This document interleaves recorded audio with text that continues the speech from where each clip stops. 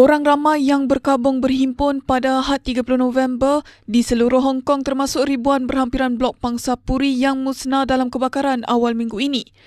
Terkini tragedi itu mengorbankan sekurang-kurangnya 146 orang dalam kebakaran paling dahsyat di bandar itu dalam beberapa dekad. Polis serta Badan Pencegahan Rasuah Hong Kong sudah melancarkan siasatan terhadap kebakaran di Wang Fuk Court.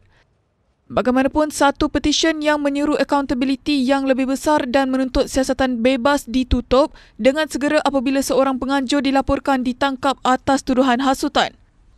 Pihak polis berkata sebanyak 18 mayat ditemui di dalam kediaman, koridor dan bumbung dan keadaan dalaman bangunan yang musnah menyukarkan pencarian. Pegawai Hong Kong menubuhkan satu pasukan petugas antarajabatan untuk menyiasat punca kebakaran. Badan Pencegahan Rasuah bandar itu sudah menangkap 11 orang berkaitan kebakaran berkenaan. 3 daripadanya turut ditangkap oleh polis atas tuduhan membunuh tanpa niat.